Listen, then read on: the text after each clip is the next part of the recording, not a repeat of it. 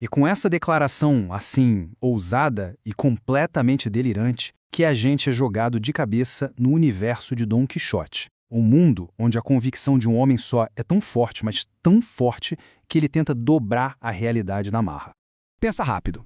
Dom Quixote. Qual a primeira imagem que vem à cabeça? Para muita gente, é essa aqui, né? Um maluco de armadura atacando moinhos de vento. É uma imagem super icônica, claro, mas será que a história é só sobre isso? Hoje a gente vai um pouco além dessa caricatura.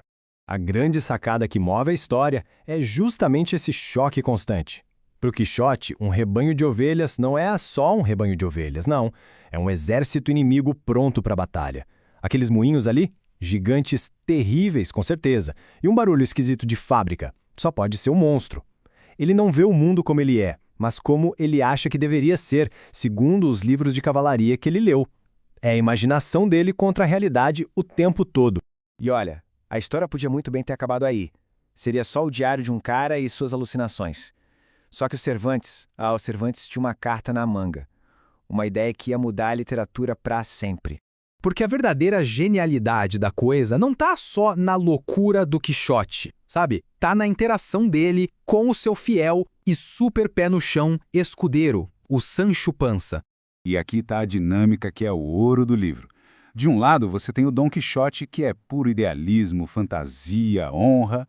Do outro, o Sancho Panza, que é o cara do realismo, dos fatos, de levar alguma vantagem. É desse bate-cabeça constante entre esses dois opostos, forçados a andar juntos, que nasce a alma da história. E pensa só no tamanho da revolução que isso foi na época. Antes, as histórias eram sobre o que os heróis faziam, sobre a ação. Aí chega o Cervantes e mostra que a conversa, o diálogo, o conflito de ideias entre duas pessoas, isso podia ser tão ou até mais interessante que qualquer batalha. E agora vem a parte talvez mais maluca. Essa dupla, essa dinâmica toda, não foi planejada desde o começo. Pelo que tudo indica, o Cervantes foi descobrindo a história no improviso, conforme ia escrevendo. Vamos tentar refazer o caminho dele. Primeiro, a ideia central. Um cara fica doido de tanto ler livro de cavalaria. Beleza. Mas aí o Cervantes deve ter pensado, um louco sozinho não vai ser tão legal. Ele precisava de alguém para conversar e pronto, entra o Sancho na história. Aí para dar mais personalidade, ele faz o Sancho seu cara dos provérbios. E de repente a história começa a crescer sozinha, a ganhar vida própria. Essa citação do John Rutherford resume isso perfeitamente. Ler Dom Quixote é como espiar por cima do ombro do autor enquanto ele cria. A gente não está só lendo uma história fechadinha. A gente está participando dessa descoberta. E essa espontaneidade, isso é pura magia. Mas se a improvisação da primeira parte já foi genial, se prepara. Porque o que o Cervantes fez na segunda parte, 10 anos depois, foi ainda mais ousado.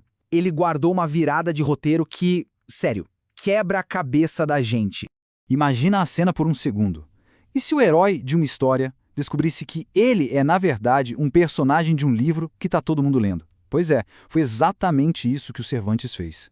Na segunda parte, o Dom Quixote e o Sancho Panza simplesmente descobrem que a primeira parte das aventuras deles foi publicada e que 30.000 cópias foram impressas. Pra gente ter uma ideia, para aquela época, isso era um número gigantesco, um verdadeiro blockbuster.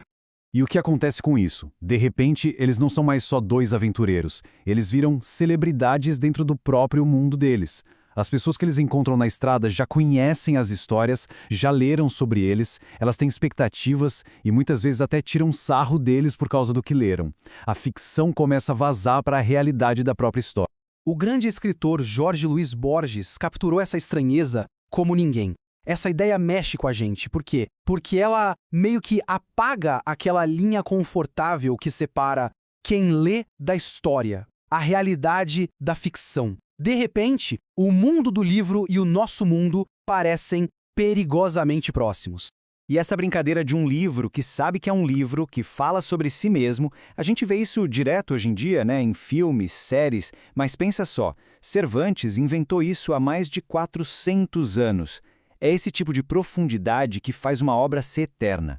E falando em obras eternas, se esse tipo de mergulho nas ideias, nessas camadas por trás das grandes histórias é a sua praia, então já sabe, né? Deixa aquela curtida para fortalecer e segue o canal Pneuma BR para não perder os próximos. E, aproveitando, qual foi a reviravolta num livro que mais te deixou de queixo caído? Conta pra gente aí nos comentários. Ah, e claro, ativa o sininho para receber as notificações. Ok, então, juntando tudo isso, qual é o grande legado de Dom Quixote? Bom, é muito mais do que só uma história divertida. Ele é, basicamente, o ponto de partida do romance do jeito que a gente conhece hoje. E o impacto foi gigantesco e imediato. Dá uma olhada na rapidez com que o livro se espalhou pela Europa. Em menos de 10 anos, já era um fenômeno internacional, mudando o jeito de contar histórias no mundo todo. Mas por que primeiro romance moderno? O que isso quer dizer? Quer dizer que ele inaugura essa combinação aqui, ó. Personagens que não são só bons ou maus, eles são complexos, cheios de contradições. Ele explora essa briga entre o mundo interior de uma pessoa e o mundo aqui fora. E, como a gente viu, essa autoconsciência da própria obra, o livro sabendo que é um livro. E claro, vale sempre lembrar que uma obra-prima dessas só continua tão viva hoje por causa do trabalho incrível dos tradutores. São eles que fazem a mágica de recriar o humor, o ritmo e a genialidade de Cervantes para cada nova geração, em cada língua. No fim das contas, talvez a razão pela qual Dom Quixote ainda conversa tanto com a gente, séculos depois, seja bem simples. No fundo, todo mundo tem um pouquinho de Dom Quixote. Todos nós travamos essa batalha particular entre o mundo que a gente idealiza e o mundo como ele realmente é. A pergunta que fica ecoando é: quais são os moinhos de vento que a gente está enfrentando hoje?